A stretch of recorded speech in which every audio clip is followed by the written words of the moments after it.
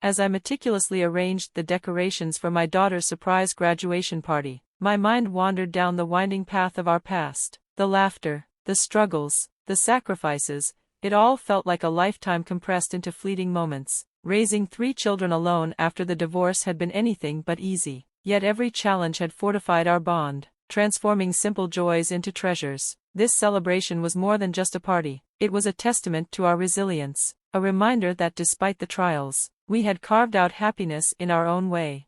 I hummed softly as I tied the last balloon in place, my heart swelling with pride for Karen. She had worked tirelessly to reach this milestone, and I wanted her to feel how much she was cherished. The scent of fresh-baked pastries filled the air, mingling with the sounds of celebration on the horizon.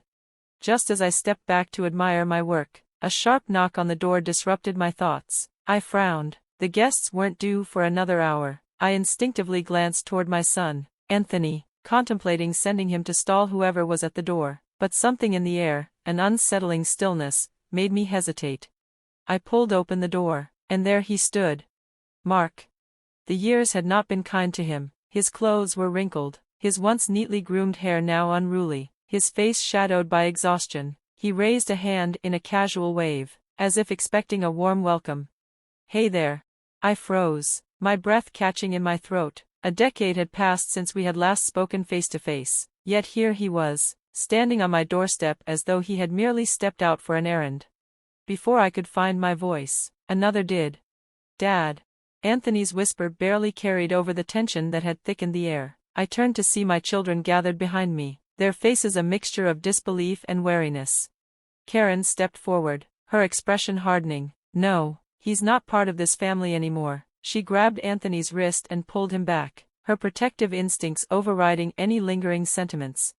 Mark's lips curled into a smirk, his gaze sweeping over us with the air of someone who still believed he had a claim here. "Come on now. Can't an old man check in on his family?" He let out a forced chuckle, stepping closer. "I was thinking, maybe it's time to put the past behind us. Let me take care of you all again."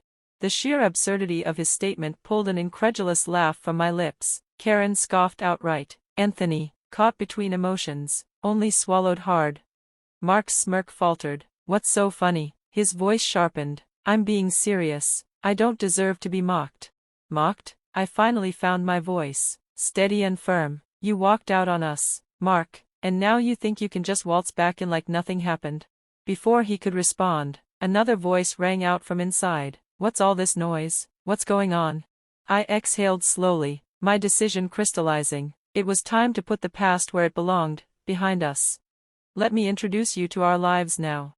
I am Andrea, 35 years old, a woman who never imagined she'd have to juggle being a stay-at-home mom and a remote worker to keep everything afloat. Life had unfolded in ways I never expected, but I had built something solid, a career in engineering advertising, a home filled with love, and a family that was, despite everything, strong. Our days were a flurry of motion. Anthony, my middle schooler, always lamented how I never woke him up on time, despite his endless alarms. Karen, my brilliant but soft-spoken high schooler, tackled her studies with ease but faltered when it came to matters of the heart. And Mark, once, he had been my mentor, the man who guided me in my early career. I never saw him as a romantic prospect until his relentless persistence wore me down. Now, that very persistence was nowhere to be found. Instead, he was always elsewhere, lost in his phone, absent even when present. When he got his promotion, I had been happy for him, but the excitement was short-lived. The business trips became more frequent, his return dates ever vague. Even when he was home, his mind was elsewhere, his temper flaring at the slightest provocation. The final blow had been financial. With his lack of contributions, I had been forced to take full control of our family's stability. I organized our finances into separate accounts. My earnings from graphic design covered daily expenses, a mortgage account kept our home secure, and an emergency fund was tucked away for absolute necessities. Or so I thought. The day I noticed a mysterious withdrawal from that emergency account, a chill settled over me. The transaction was unfamiliar, neither Karen nor Anthony had access to it. A scam? Unlikely. The withdrawal was deliberate, calculated, and as much as I wanted to deny it, only one person had the means to take that money. Mark. Confronting him would take careful timing, and yet, I had grown tired of careful. I had carried too much for too long. That evening, as I cooked dinner, I planned my approach. The sound of sizzling chicken filled the kitchen, but my thoughts were far from the meal. Mark would critique it, as he always did.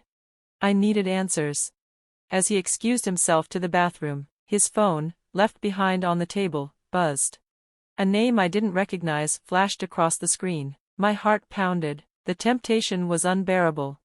I inched closer, the seconds stretching endlessly. Just as I was about to take a look, footsteps echoed down the hall. I quickly retreated, plastering on a smile as Anthony entered. "Dinner's ready soon, right?" I nodded, my mind still racing. Tonight's meal wouldn't just be about food, it would be the beginning of a conversation, one long overdue. Continued.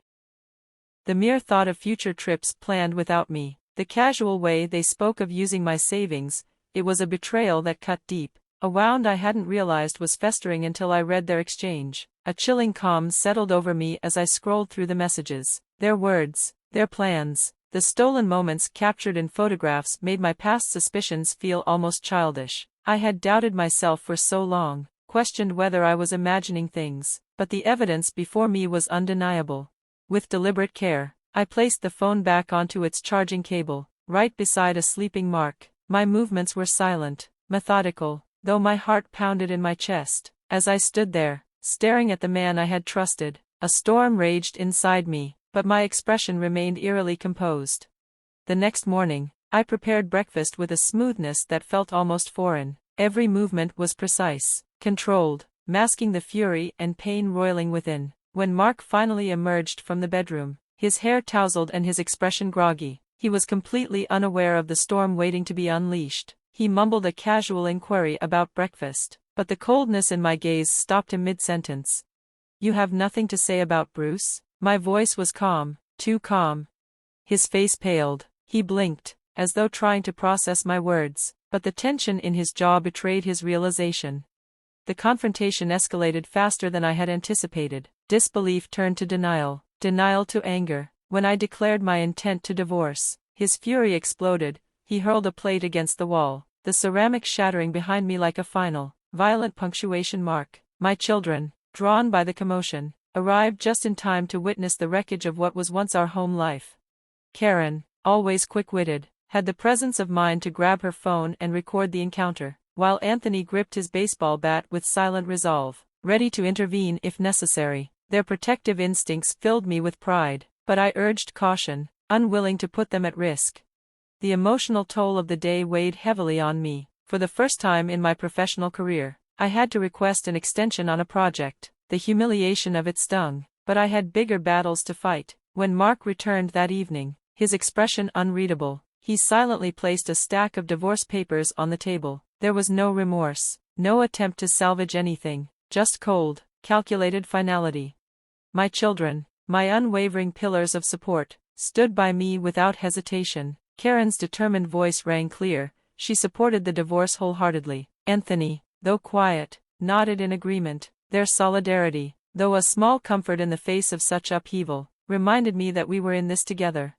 The decision to divorce felt like plunging into unknown waters. Fear gripped me. Could I manage financially on my own? But when I voiced my concerns to Karen and Anthony, their responses were immediate and resolute. Karen insisted on contributing with her part-time job earnings, and Anthony volunteered to take on more household responsibilities. Accepting their help wasn't easy, but it was necessary. We would move forward together.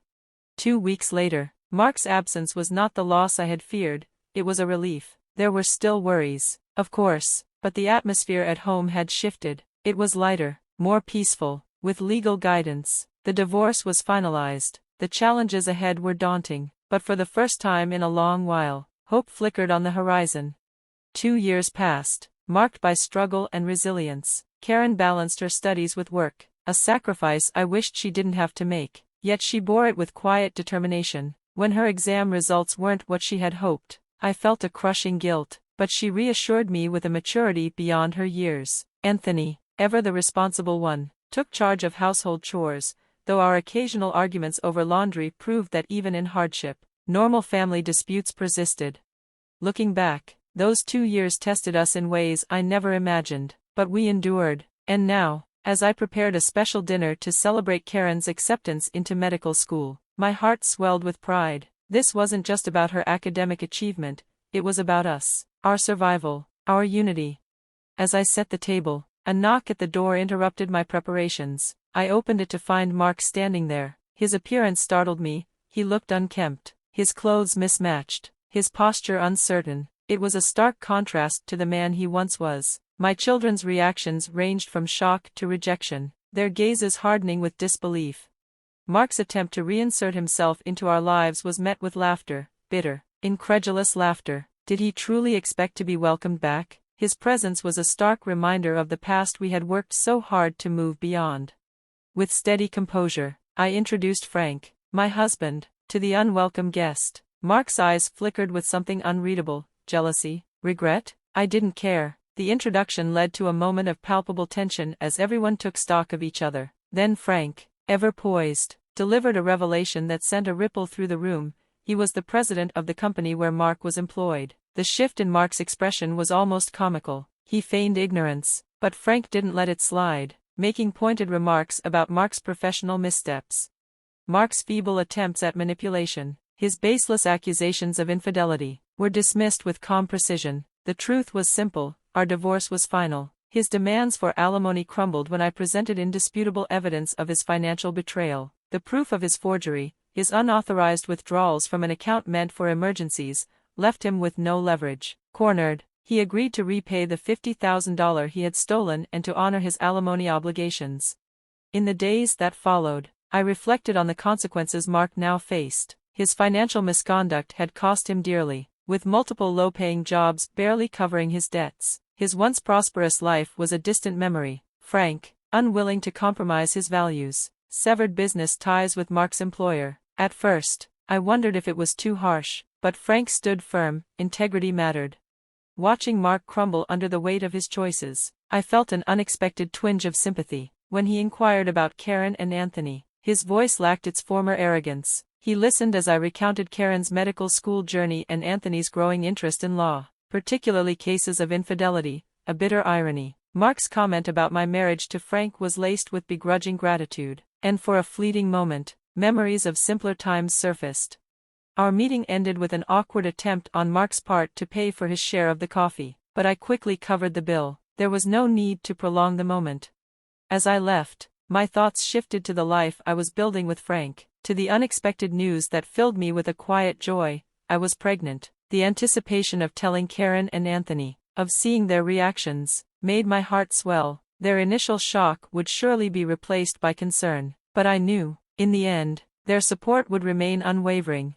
Frank suggested I take a break from freelancing during the pregnancy, but I was determined to keep working. A compromise was reached, one that balanced my independence with the needs of our growing family. As I walked past a family laughing together, I felt a deep sense of contentment. Life had tested us, had thrown obstacles in our path, but in the end, love, resilience, and new beginnings had shaped a future I was ready to embrace.